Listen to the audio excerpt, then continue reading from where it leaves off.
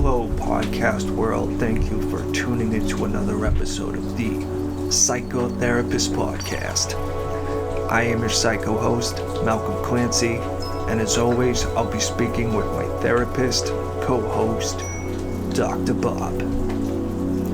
We didn't have too much of a specific agenda going into this particular psychotherapy session.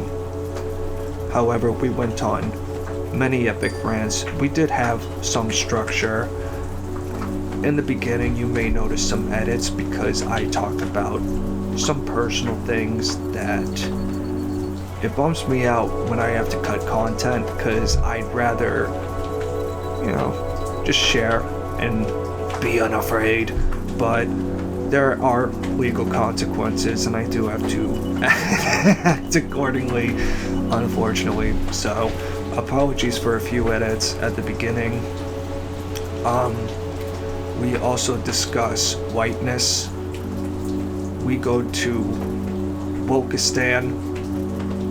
I gotta credit Eric Weinstein for that term, Wokistan. I love it. To talk about our whiteness. We discuss many other things, but we'll get you a quick word from our sponsors, then we'll bounce into this show. Today's show is brought to you by Psych I Lied, No One. We're ad-free today. Check out the show. Enjoy. Oh, who could be calling me? Hello, Sir Bobbert. Malcolm in the middle, what's going on?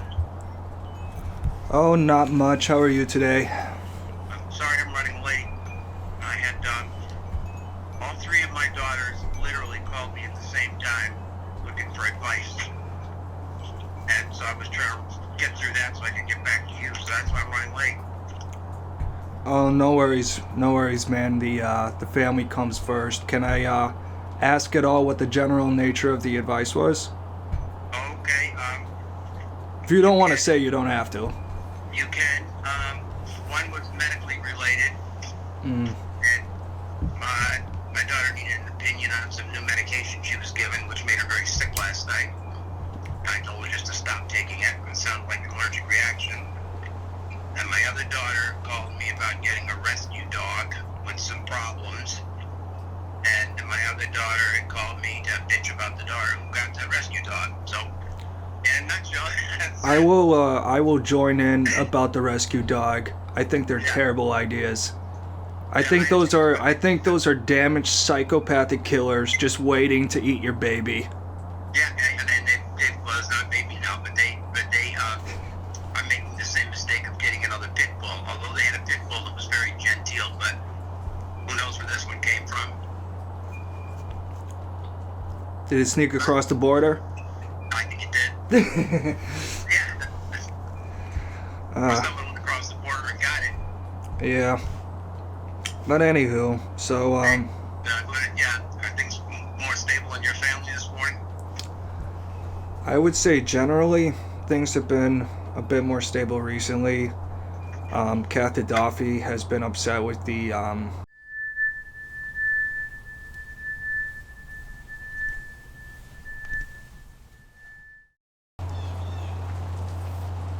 So, were you aware of the fact that she would be all riled up about it that morning? That there would be a repercussion fairly quickly? I mean, the thing is, she said, here's our deal, it starts March 1st. And I just keep saying to her, you said it starts March 1st, so what are you complaining about? Okay. I mean, I understand she can still complain because it's, the principal in her house and yada yada yada, but I'm just kind of like, we already have an agreement, so why are you enforcing it outside of the time frame we agreed to? And what did she say? She just throws a fit anyway.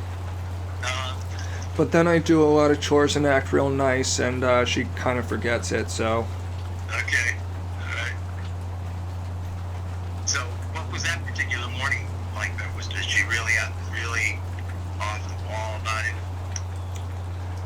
Well, I wouldn't say she pulled a knife out and tried to stab anyone, but she just yelled a bit, and it's not like it's something that permeated throughout the whole day or anything. It was just a morning meltdown, and we all moved on. Okay, that's what I was getting at. I should just ask it that way. Yeah. So it was like, okay, you caused an eruption, you knew you would, and everybody sort of plowed through it, and you know how to remedy it by picking up, doing a few chores or whatever, making her feel better about you, and there it is. Because, right? you know, because it's,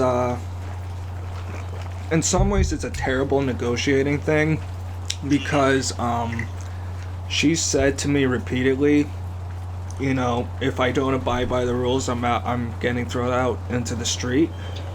And that's fine, but she keeps saying, you know, I don't really want you to go. I'd really like you to stay. And I'm just like, leverage. Okay. Right. And that's what you said in her text. And I said, oh, no, here we go, you know.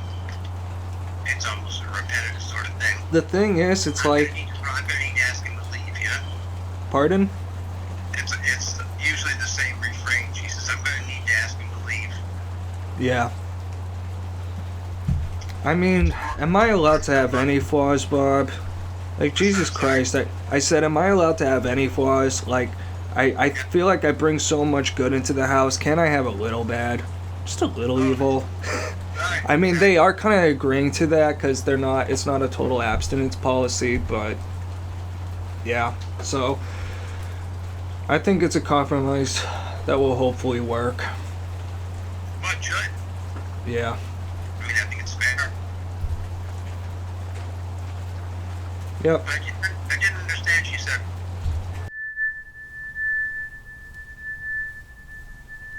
Whatever, and they don't have jobs, and it's not great, man.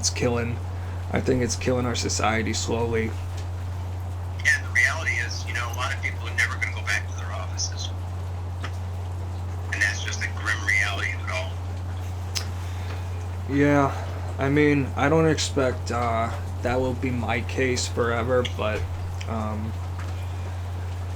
don't know. I do think it's a weird, different world, you know, because there are some benefits, I guess, to it, but I think, and this is a real pertinent point, but it's more towards children and people, and less to, you know, the workforce or whatever, but the idea of just doing everything remotely, they just don't learn, you know, the social cues or whatever.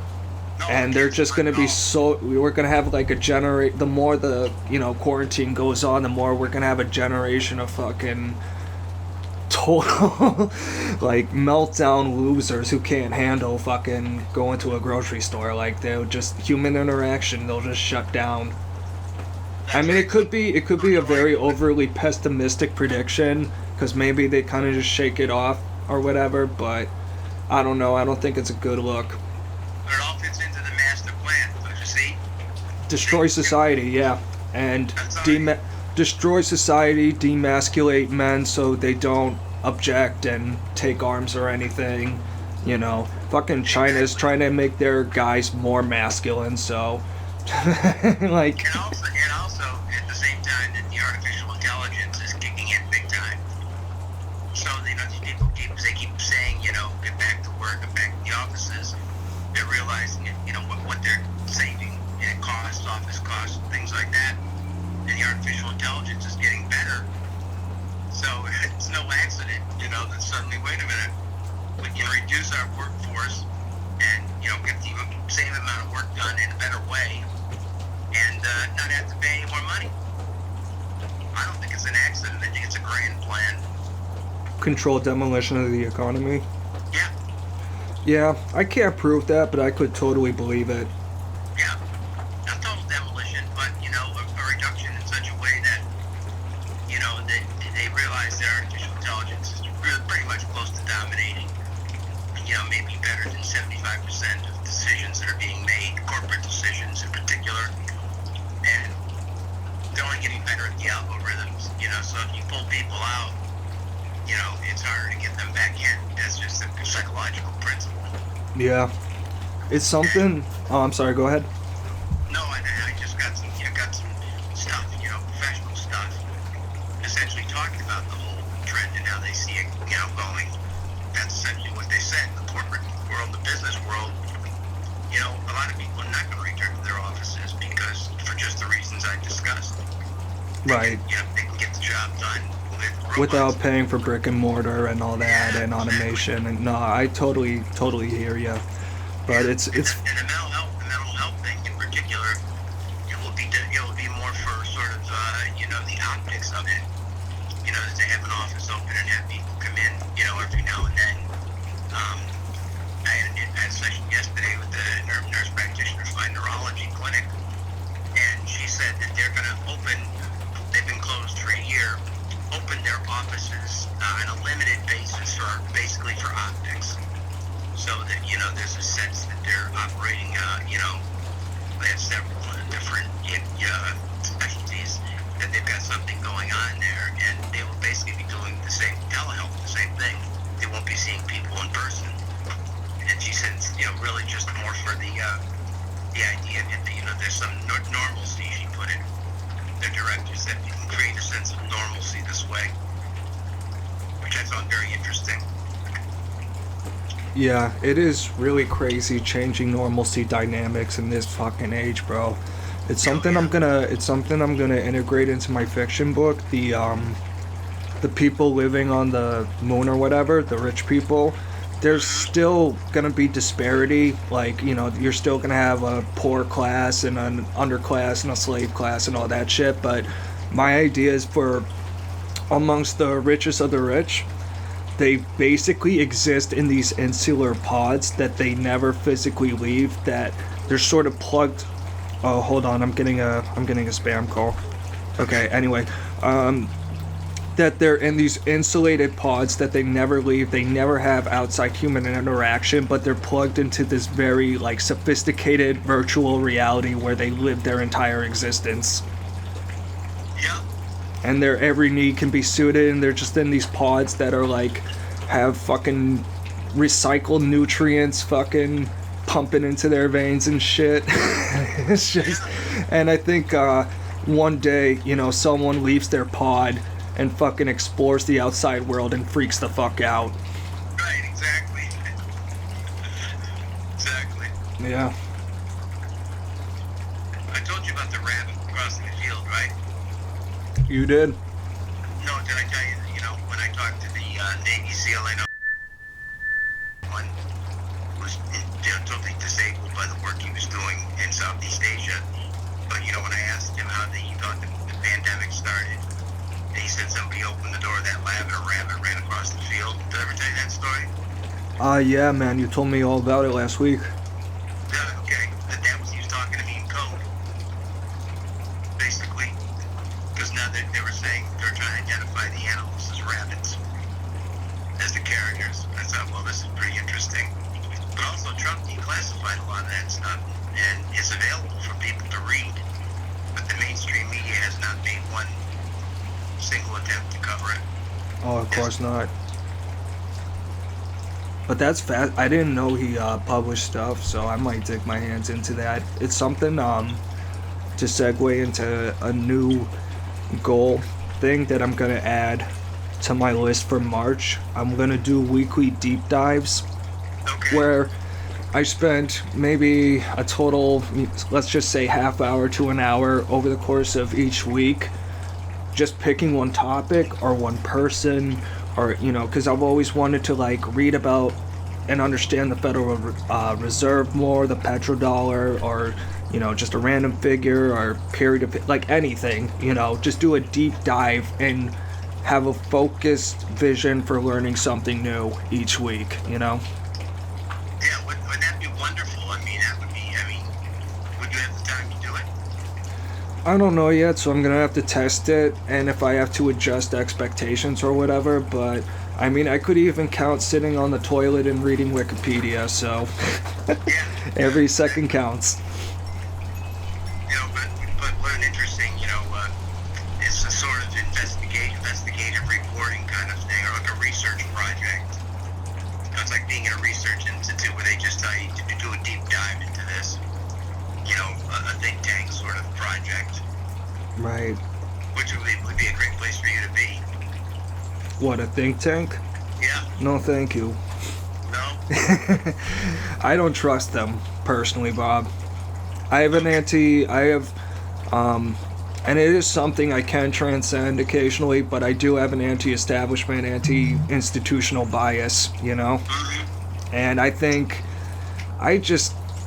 maybe it's something I can do a deep dive on and be more informed and be able to, you know, actually have my view changed, but I just, I think it's one of those things where, for one thing, a lot of the policies they come out just don't get enacted, you know what I mean? So, because you could write the most brilliant,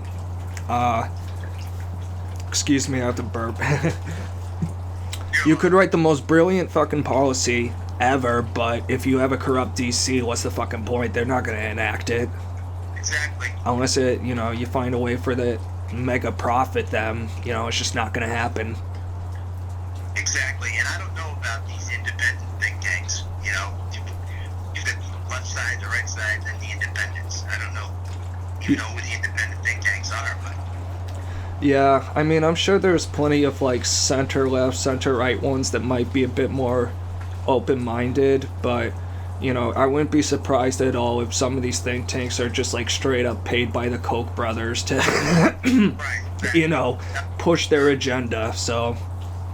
Whatever oligarch, you know. Isn't it awful that we have this sense of skepticism about all this stuff? I have mixed feelings about that because on the one hand, you know, it's just not a good look for us overall and where society's at, and it's kind of heading off a cliff. Mm-hmm.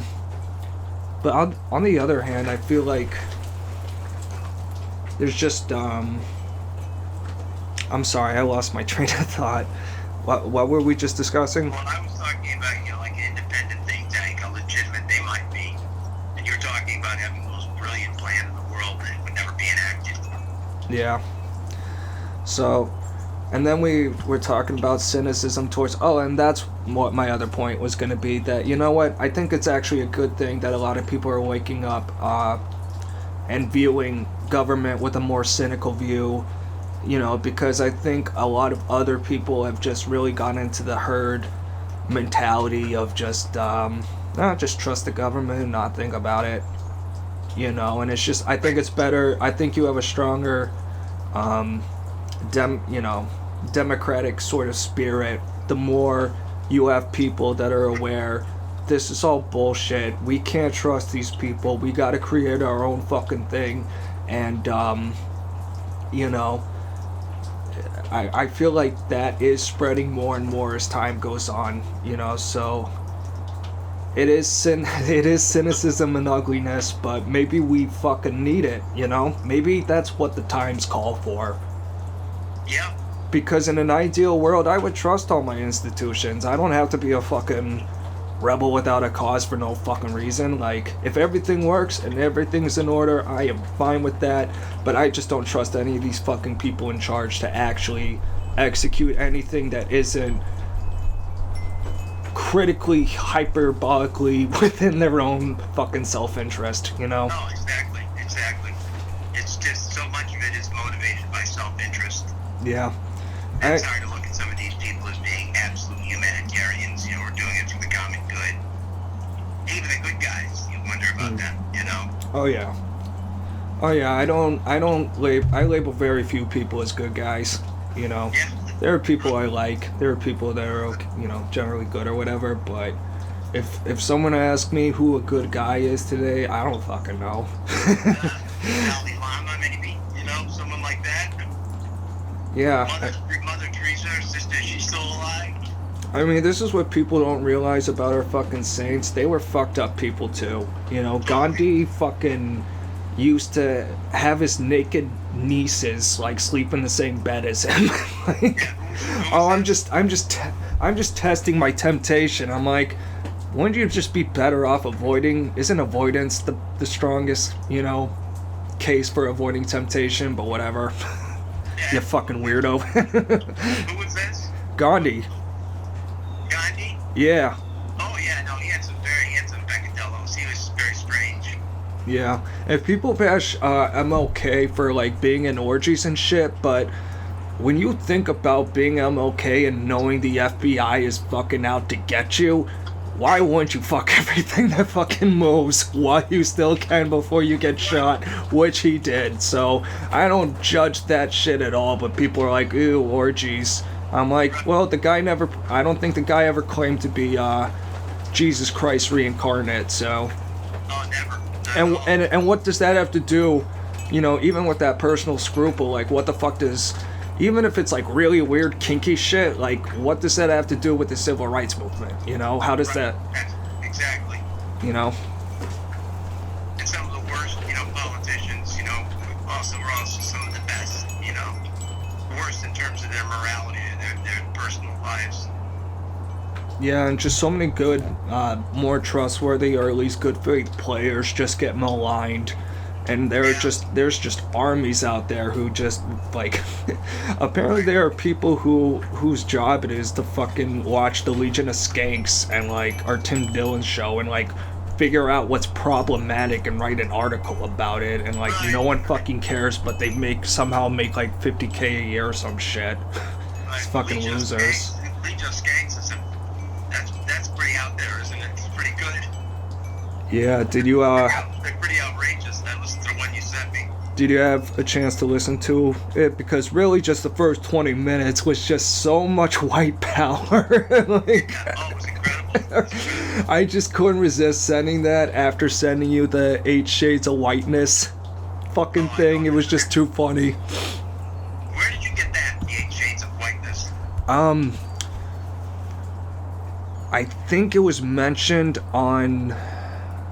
what's his name? Tim Pool's show.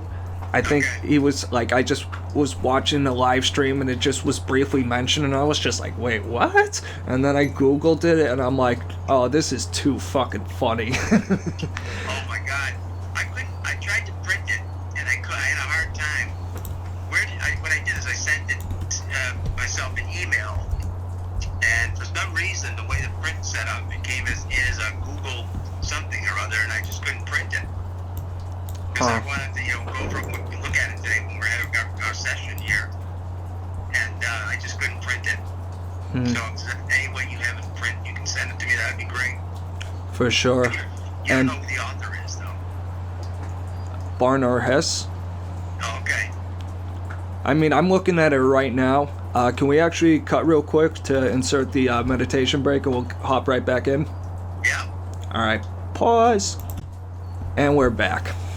Okay. So I actually brought my little meditation bell from the office, just to use for our breaks. Cool. But I do have a Tibetan singing bowl here, which we could use. Let me just grab this. Hold on. Oh, we're in for a treat. Retreat. This is pretty cool. This is a singing bowl, okay? A singing bowl? It's a singing bowl. Bowl like a horned beast or bowl like I eat out of it? B-O-W-L. Got it. So just listen as I hit it and follow the sound, okay? All right. So this will truly be a meditation break, okay? All right, cool.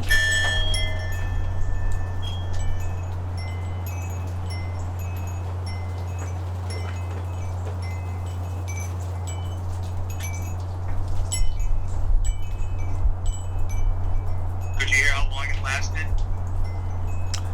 No, I heard it, I definitely heard it, and it lasted for a few seconds, but was it, like, chiming throughout that whole time? It was. I pull it closer to the mic, okay? Alright. Do this again, okay?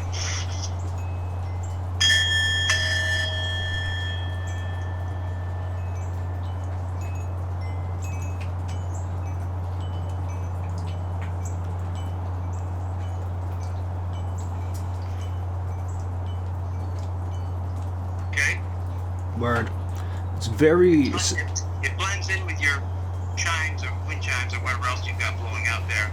Yeah, it's also braining out, but I haven't been really paying attention. I hope there aren't a bunch of annoying-ass crows in the background. No, but I can hear these wind chimes. Do you have wind chimes back there? Yeah, I got a wind chime just over my shoulder. Some meditation people are really really good with how they can work the singing bowl. I am not that. I can just do the sound and follow in terms of a meditation technique. But others play around with it to sort of make different sounds. Like if I could hear that, it was a quick. You roll this instrument. It's like a little gong around the sides of the bowl and creates different sounds. It's... Sorry, go ahead. Pretty cool. It's very interesting because when you hit that chime, particularly the second time, I didn't hear it as long, but as soon as you hit it, I felt like this physical wave where something in my brain like adjusted, and it's like almost a node was like pulsing in my brain for after I could hear the sound, and it like slowly faded. It was very interesting. It's exactly the purpose of it too. And there are meditations that just use like the singing bowls, things like that, where the person just uses the bowl or per sons, and you just follow the sounds along for meditation. You do your breathing along with it. So it's pretty cool. Word. I've got some instructional stuff with it, which I haven't gone through yet to learn how to do it different ways, but I just use it as a sort of induction technique to follow the sound. And, as you follow the sound, you close your eyes, you take a deep breath, and maybe I'll hit it a couple times, and it'll help bring you down in terms of becoming more relaxed. So that's how I utilize it.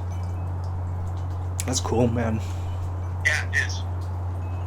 Then I have my other singular one that's a single, the one I had in my office, it's a single, like a pipe that you just hit, and it just makes that sound you often hear. It's like a ding, and it's, you hit it at different, along the pipeline, you hit it at different places for different sounds. It's usually just a sign to stop, let's begin something, stop something. And I've given it to some teachers to use in the classrooms, a way to quiet kids down, because it has a whole different effect than clapping or, ringing a school bell or something. You just hit that, and it gets their attention. It does have something to do with getting into their brain a little bit. And it's effective. It really is effective in the classrooms. My granddaughter uses one, and she said it kind of freaks the kids out at first, because they're not used to that sort of, I don't know, angelic is the word, or whatever, melodic sound. But it does activate something in the brain, that's for sure. Because it's also a vibrational frequency that it emits, that's the sound comes from. Right. But we don't have time to go off on that. Yeah, So, there you go. But I'll listen to see how it sounds on the playback, and I might even get my own. But that's a cool thing for the meditation breaks. Did you happen to hear our last episode? Because I did it a little differently, but I think your instrument is actually better. Okay, well, I'm going to bring another one too. The other one I have in my office, I actually brought it home yesterday, but it's downstairs, and I'll use that next week, and then you can sort of decide which one you like better. Word. Okay. It does help. It adds an element Yeah. to the podcast. I had a few extra thoughts on the podcast that I wanted to share, and then do you want to get back to the 8 white identities? Because it's just so much fun. Yeah, sure. Okay, Let's so... talk about the podcast, so Yeah. That's good. Right. So, as far as the advertisements, I'm going to go a little easy on them for now. Okay. I understand promoting, those businesses and everything is great, but right now we only have one subscriber. So when we start to gain more steam, I'll integrate those a lot more, and they'll become a lot more common the more people we pick up. So that's how I plan to go about it. Excellent. And you can use too the name of the brewery also, Faceless Brewing Company. I haven't forgotten them, and I plan to talk about them in the future as well. And I don't consider this advertising at all. I think it helps the podcast. I mean, the other one you sent me yesterday, that outrageous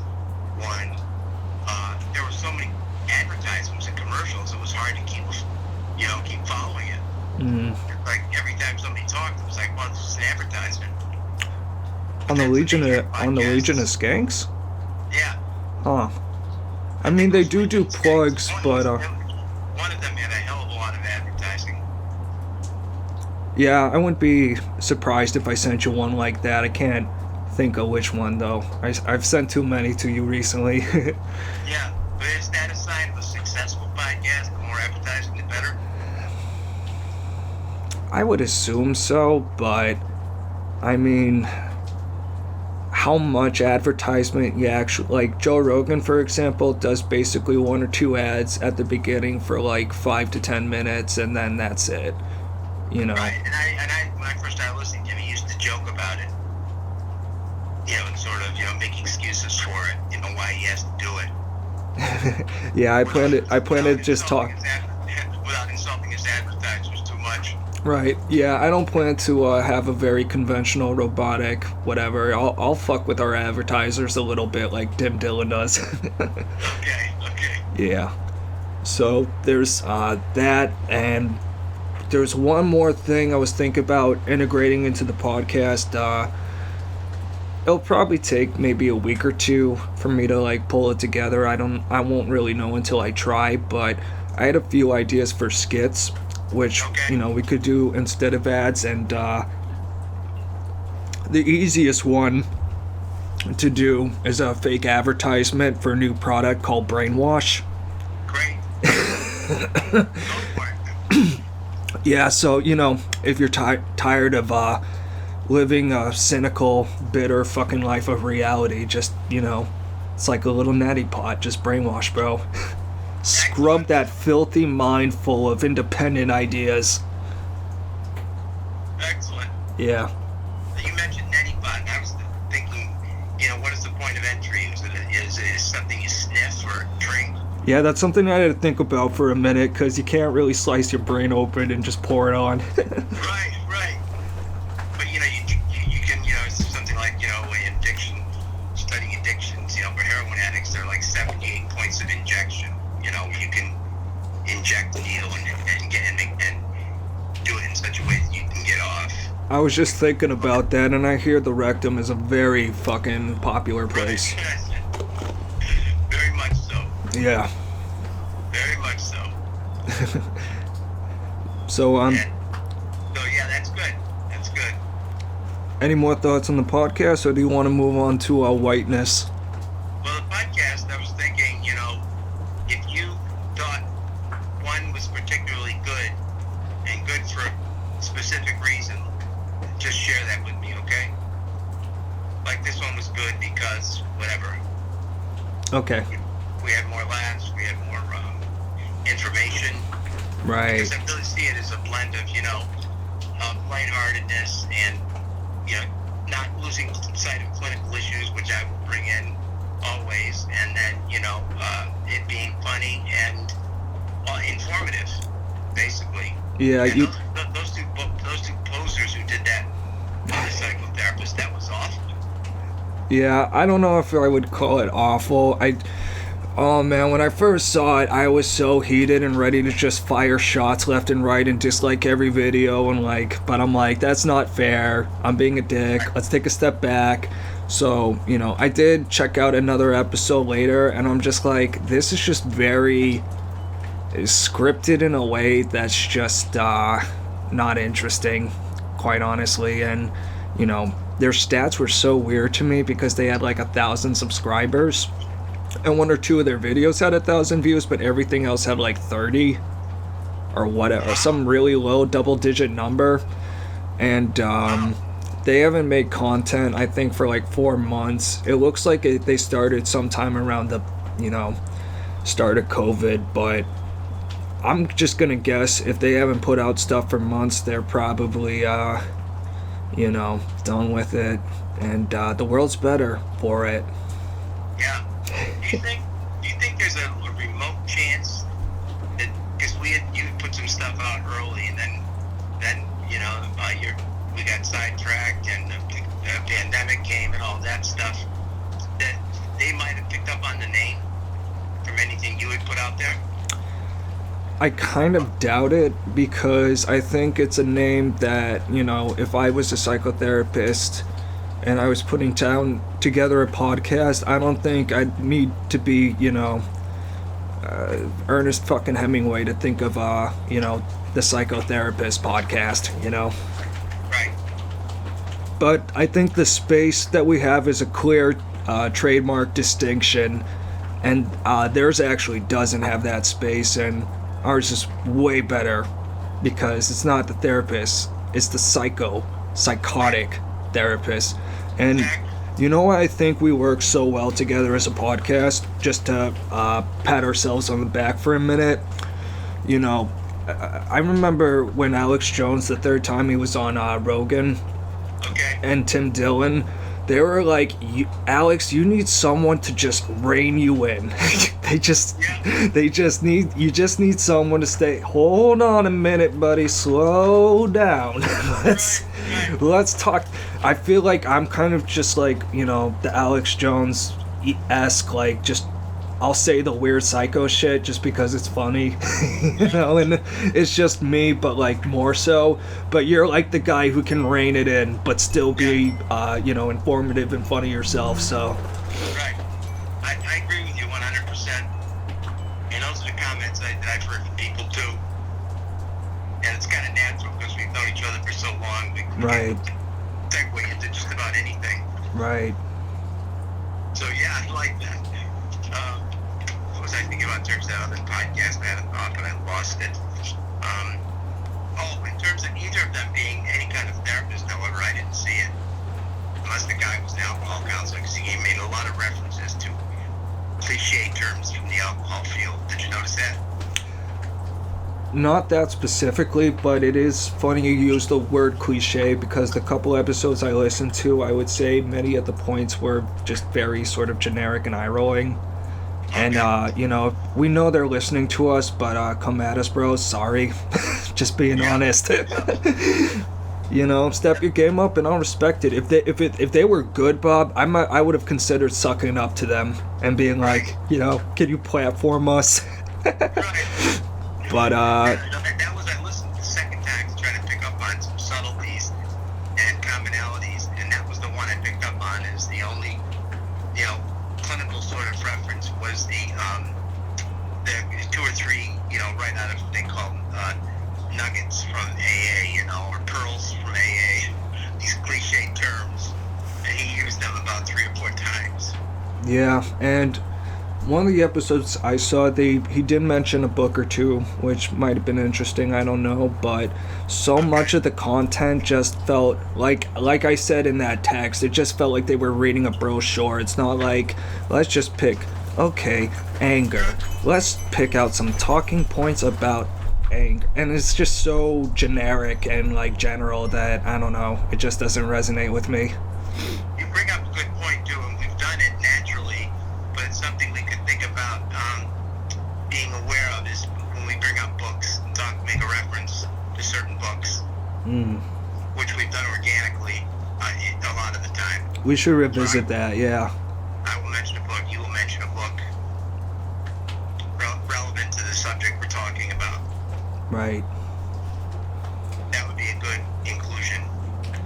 Yeah, I'll think about some books and I'll send you a list later and we can figure something out. Okay. I was watching in the morning, I have about an hour free that I try to keep free just to do a little paperwork and things. And if I have the TV on, I have on, have you ever heard of Hoda and Jenna? I have Hoda not. Love, Jenna Bush, Fisher, or whatever. Nah. Okay, it's one of those morning shows. Kathy Lee Griffin was initially on, and she left, and her partner was Hoda Kotb, and Jenna Bush, the Bush daughter, the one who was that crazy one, took over, and, people come by and say, how can you watch that crap? But I don't. But amazingly, every single episode, they will have on somebody interesting, or they will have great references, and I keep it on in the background for that reason. They'll have like a therapist talking about the pandemic and how to cope, or they'll have Harlan Coben talking about his latest book, or Harlan Coben recommending 5 new books, and that's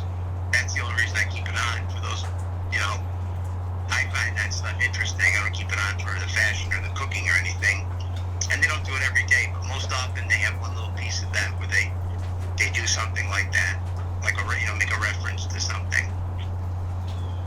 So I think it is helpful to have that kind of information in the podcast. Yeah, I think that's a great idea, Bob. And I referenced the movie to you, I think, about a zombie-like movie that was bizarre but really good that I happened to catch, with Bill Murray playing the sheriff. And they kept talking about Sturgill Simpson. Yeah, I think you mentioned that a while ago, but it does definitely ring a bell. I didn't check it out. What was the movie? Because we could bring that up. Don't know the name of it. Why do you bring it up? Like, what about that movie interests you? Well, we were talking about something, and I think that what interested me was Sturgill Simpson. And I'd never heard of Sturgill Simpson. As it turns out, he's this real cult hero, a musician from the South. Is this incredible producer and has produced a lot of music, but puts out some of his own. And the UMass station, every now and then plays him. They'll say, well, we're going to feature Sturgill Simpson the next hour. And all I found was interesting is every single scene in that movie, something bizarre would be happening, and there would be a radio on in the background, and somebody would say, is that Sturgill Simpson? Like somebody would be eating somebody's eyeballs out. And the person would say, holy shit, that's Sturgill Simpson. Yeah. Woo! Great the way they played it, Yeah. I'm sure it gave him some great fame and fortune, but, just an interesting name in general. Bill Murray said one scene, you guys listen to a lot of that shit, but I don't mind that guy Sturgill Simpson. So, at least 40 times in the movie his name comes up. That's so weird, but that's funny. That is funny. If I can get the name of the movie, I'll let you know. Alright, cool. So do you want to close out with Whiteness? Yeah, let's do that. So I'm not gonna read every... Yeah, go ahead. So I'm not planning to read every word of this, but I would like to just go through the list for our audience and just focus on the first two because to me it's pretty remarkable. So these are the 8 white identities according to Barron Hesse, who I don't know who that is, but number 1 is white supremacist, self-explanatory. Number 2 is white voyeurism, which says one challenge a white supremacist but desires non-whiteness because it's interesting, pleasurable. I'm like, there's no in between a white supremacist and someone who secretly wishes they weren't white. Like, right, what the where is apathy on this scale, bro? Like, right. This is so diluted. But so white voyeurism is number 2. Number 3, which I'm sure is the majority of us, white privilege. Then number 4 is white benefit, which I guess is like sympathetic to POC issues, but only privately. Okay. Then there's white confessional. Some exposure of whiteness takes place. White confessional. Weird. Then we go to number 6, white critical. And you take on broad critiques of whiteness. You invest in exposing the white regime. You refuse to be complicit with the regime. And it's whiteness speaking back to whiteness. That's where I identify myself. I think I'm at a white critical. But I will soon be a white traitor. Number 7. Actively refuses complicity. Names what's going on, intends to subvert white authority, and tell the truth at whatever cost. Okay. This is just, did a fucking high school kid write this? I don't know, bro. It's amazing. And then we have number 8, white abolitionist, changing institutions, dismantling whiteness, and not allowing whiteness to reassert itself. Wow. I think it's just so fascinating how the left has separated whiteness from white people. Right, exactly. It's fascinating. Where do you put yourself on the scale? I know. But I was thinking that, where I grew up in upstate New York, there were so many people who were just inherently racist, Oh, yeah. They would just talk in a way that, people around here would hear it, they would just die, like, You could say, I haven't been a lot tonight. I'm going to be the drunkest white guy in Elmira, you know? Yeah. Or somebody would say, let's go to this bar, and somebody else would say, no, I only drink in white bars, and it's like, oh, God, it's a natural part of their conversation. I don't want that black hoopla African jazz music. That's right. Damaging my good white culture. Yeah. Yeah. It's it's unfortunate, but I'm not gonna lie, Bob. I've always had two separate reactions to racism. If it's like actually physically violent and like super, whatever, I don't like it. But if it's just like fucking casual, just words, even if it's awful, like I just can't help but laugh at it most of the time. It's legitimately funny to me. I don't know. Maybe that's a sick reaction. Maybe I'm a white complicit. I'll expand this and make this 32 Shades of White, because I think there's just so much unrepresented whiteness going on in this thing. Yeah, exactly. I know. I guess, to me, it's like, why are we doing this again? I thought we went through this in the 60s. You know why we're doing it, Bob? It's like revisiting something, but in a more twisted way. Yeah, man, it really is re-tearing the wounds open, and I think the most logical narrative, at least that I got currently, is that I've seen charts where racial issues, coverage in the media, etc., was kind of on a steady, rate decline, maybe even up until around 2011. Okay. And then in 2011, Occupy Wall Street happened. And you had something that both, people on the left and the right could agree on. And that's no good. When Martin Luther King was going to have, like, a 1 million man march and, like, something for, like, the poor, which includes all races, and, is more of like an economic view that affects more people and is actually more inclusive in a way, that's when they fucking shot him, Yep. So... Yep. They cannot have unity amongst the people, and after 2011 and Occupy Wall Street, they decided, hey, let's get them to focus on Aunt Jemima and forget the fucking real issues. It's brilliant, it's evil, it's manipulative, I love it, but it's not good for most of society, Bob. Yeah. I think that's why we're so fixated today on all these, like, we just have to racialize everything and just do, it really is a divide and conquer strategy. The more you can pit people against each other over race, and the more you can hype up these tensions, just the more disunity you have amongst societies. Even there's historical precedent where, the British Empire, for example, would select, a few thousand local women to basically rape and impregnate and create, this racial class that could be rejected by both sides, that, the locals could focus and turn their hatred on them because there's, more resemblance, but there's also, like, more privilege or whatever, more othering, whereas, like, the white people can just always look at them as, like, a mutt and reject them, And it creates division among, it's easier to rule people the more they're turned on against each other. Like, in part of why communism is so scary, it's because, you just have every neighbor listening in on every neighbor, so the people are doing all the fucking work for you. Absolutely. You used a term that was interesting, othering. Yeah. Where did that come from? I don't know how to answer that, because it's just a term that I've heard and I think was appropriate for that sentence. Yeah, it's interesting. Because that's what it's all about, man. That's what all this shit is about. It's just othering.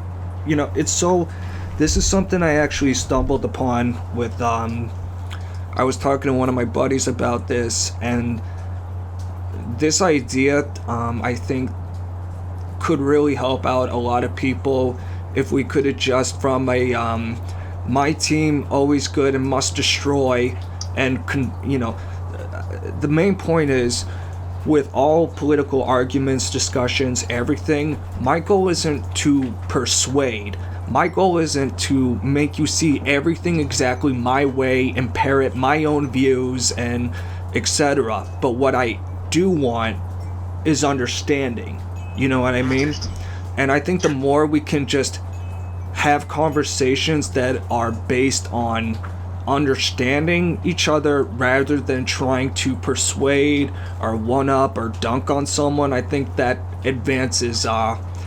Because my whole thing is like, I feel like the more you talk to people, if you can't get them over to your side, if you're at least good and respectful, you can de-radicalize their view of your team. You know, like, oh, that guy wasn't so bad. You know, maybe they're not all crazy racist or, you know, communists or whatever. Yeah, look at what they did here. They did this great thing here, you know, so they can't all be that way. That's how fucking Daryl Davis fucking got Klan robes. Like, he was just really cool to fucking, well, I shouldn't say cool. He starts he's just very respectful. That's the key thing. Like, you know, he doesn't approach these people trying to just correct them out the gate, you know. He's just establishes understanding, and then over time and over years, and just because he's so fucking, you know, cool, just such a cool guy or whatever. I've even heard, you know, Klansmen, you know, a clip where one guy's like, I got more respect for that black man who will talk to me man to man than you white N-words. And you know, to this crowd he's talking to, and they all start booing him and shit. I'm like, that's powerful, bro. The fact that he collects Klan robes from people who willingly gave them to him as opposed to like murdering them and taking them, like, that's, why isn't that guy, you know, all over, why isn't he on CNN and shit, bro? Because it sounds like he's figured something out that might actually help heal this fucking country, you know? Right, exactly. CNN, I don't know. But... Okay, are we pretty much at closure here? I would say so. Okay. Are you pressed for time? Because I have one more, like, 2-minute rant if you're... Okay, rant. Okay, so just one last thing, as long as we're talking about race and whiteness and all this shit. I saw something on ABC that creeped the fuck out of me. It was like this live video chat with like 6 people, like, I don't know, maybe 4 blacks and like 2 whites or some shit like that. And this white guy was like, I've been the only white guy in a crowd full of black people, and they like turned on me and started like harassing me and calling me, you know, cracker honky and F you this and F you cracker that. And he's like, I'm just so sick of us not being able to say that, you know, black people can be racist. And then this black lady responds, well, there's bias and then there's racism. So if someone calls you a name or someone calls me a name, that's bias. Racism is impact, where a white man can call the cops on you know, a black person and have them shot. So that's true racism and power, and it's white privilege and blah blah blah. And I'm like, okay, 2 things. Number 1, anyone can swat anyone. That's just a fact. He's got a gun. Like, he's crazy. You know, whatever. Like, you call the cop. You can do that to fucking. Anyone can be swatted. Second of all, why can't black people be racist against like non-whites or anyone, for example? And like, third, it's like, No, they are. You know, I mean, they are. It's the reality. oh my god, you hear some of the things a black neighborhood might say about fucking Asians or homosexuals. It's like, you know, obviously not all of them, but fucking some of them, oh my goodness, bro, it's not very fucking PC, you know? It's not at all, right. But I'm just like, and one last point, I'm like, okay, so words are just bias. So, okay, if I called this black lady, if I got up in her face and say, F you, N-word, go back to Africa, or what the fuck ever, I'm supposed to say, oh, that's just bias? That isn't racism. That isn't something that, even if they're just words, might still impact you mentally, where you might, you know, feel unwelcome in society, or, you know, maybe even feel less than, or all kinds of negative, you know, impacts. So I'm like, what the fuck are you people talking about? Right. It's just change all the goalposts so the white guy loses. They're just intellectualizing, basically. It's so creepy and just indoctrinating, but, you know, that's why I don't watch ABC all the time. Right, yeah. Exactly. Yeah. Exactly. All right, man, listen, you have a good week, okay? You as well, sir. Stay out of trouble, and as I end here, I will say goodbye with my bowl, okay? Alright, Signing off, Malcolm. peace out.